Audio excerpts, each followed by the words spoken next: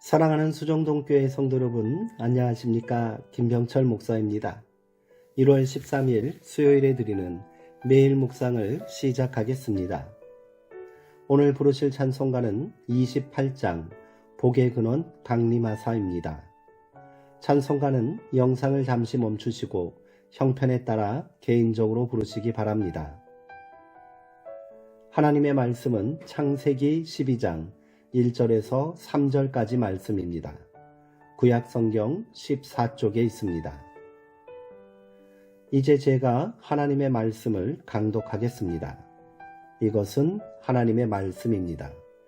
하나님의 말씀에 경청하시기 바랍니다. 여호와께서 아브라함에게 이르시되 너는 너희의 고향과 친척과 아버지의 집을 떠나 내가 내게 보여줄 땅으로 가라. 내가 너로 큰 민족을 이루고 내게 복을 주어 내 이름을 창대하게 하리니 너는 복이 될지라. 너를 축복하는 자에게는 내가 복을 내리고 너를 저주하는 자에게는 내가 저주하리니 땅의 모든 족속이 너로 말미암아 복을 얻을 것이라 하신지라. 아멘. 모든 민족이 너로 말미암아 라는 제목으로 묵상 말씀을 나누도록 하겠습니다. 아브라함은 75의 나이에 고향과 친척과 아비의 집을 버리고 길을 떠났습니다. 창세기 12장 1절에서 9절까지는 아브라함의 탈향 이야기입니다. 1절에서 3절에는 떠나라는 하나님의 명령과 아브라함에게 주는 약속, 곧 축복의 말씀이 있습니다. 이어지는 4절부터 9절까지는 약속을 향해 떠나는 아브라함의 이야기입니다. 4절부터 9절까지 사이에서 아브라함은 4번이나 거듭 떠납니다. 하란을 떠나고 가나안을 떠나고 베델을 떠나 네겝에 이르지만 거기 머무르지 않았습니다. 이 짧은 구절 속에 떠난다는 말이 7번이나 반복됩니다. 이것은 또한 아브라함의 일생, 머물지 않고 떠도는 삶의 예시입니다. 그렇다면 아브라함은 왜 떠났을까요? 그는 왜 그토록 좁고 험한 길로 가야 했던가요? 온갖 어려움을 무릅쓰고 떠날 만큼 중요한 것이 있었다면 그것은 무엇이었을까요? 1절에서 3절까지에서 그 근거를 볼 수 있습니다. 떠남의 비밀인 것입니다. 아브라함에게는 약속이 있었습니다. 그는 하나님께서 주시는 복, 행복한 미래, 약속의 내일을 향해 떠났습니다. 그런데 하나님께서 아브라함에게 주겠다고 약속하신 그 복은 과연 무엇입니까? 이 물음은 매우 중요합니다. 왜냐하면 이것은 아브라함이 받을 복이며 동시에 하나님께서 아브라함을 부르신 이유를 묻는 문제이기 때문입니다. 곧 하나님의 뜻과 인생의 의미에 관한 문제이지요. 하나님께서는 먼저 아브라함에게 너를 큰 민족이 되게 하고 내 이름을 떨치게 하겠다라고 약속하셨습니다. 너를 축복하는 사람은 내가 축복하고 너를 저주하는 사람은 내가 저주하겠다라는 것입니다. 과연 큰 축복입니다. 아들 하나 없이 늙어버린 그가 큰 민족의 시조가 되다니 얼마나 놀랍습니까? 흔적도 없이 사라질 운명에 처한 그의 이름을 만방에 떨치게 된다니 얼마나 큰 복입니까? 이것이 아브라함이 약속받은 복입니다. 그런데 그게 전부일까요? 그렇지 않습니다. 아브라함의 복에는 하나님의 더 큰 뜻이 숨겨져 있습니다. 아브라함을 선택하시고 그를 복 주시는 하나님의 계획, 그게 무엇일까요? 그를 복의 근원, 축복의 샘이 되게 하시려는 것입니다.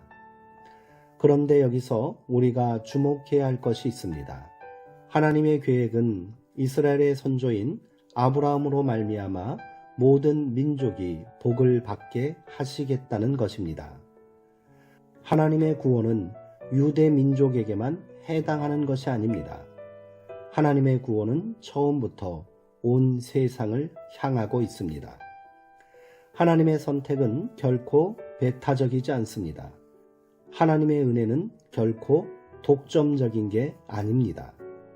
모든 복은 모두 함께 누려야 합니다.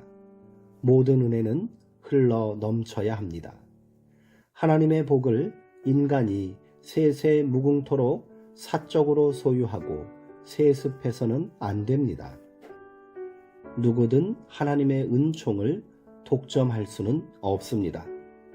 그렇게 생각하고 행동한다면 그것은 더 이상 복이 아닙니다. 하나님의 뜻을 거스르는 독일 뿐입니다.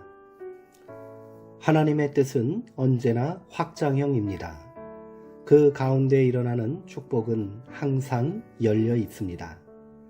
그런데 인간은 자꾸만 그것을 닫으려고 합니다. 자기만의 것으로 독점하려 하는 것이지요.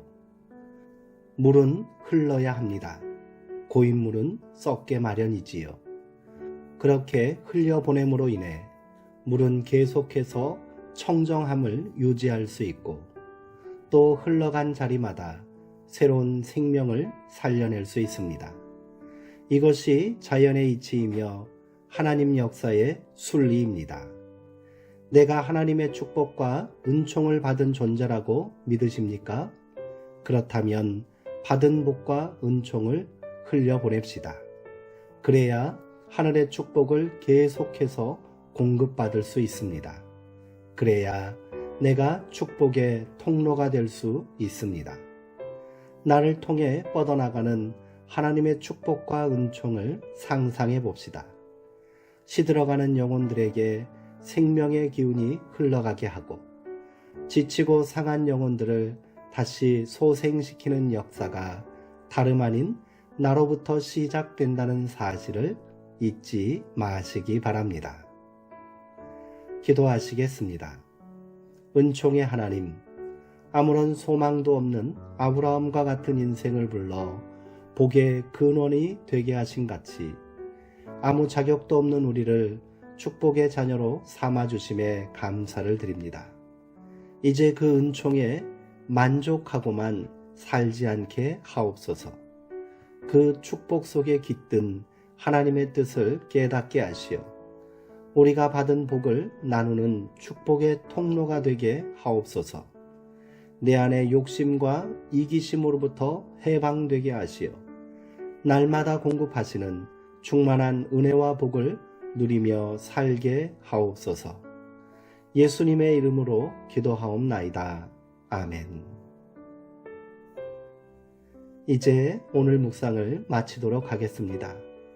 사랑하고 사모하는 성도님들, 오늘도 평안하시고요. 주의 은총 가운데 강건하시기 바랍니다.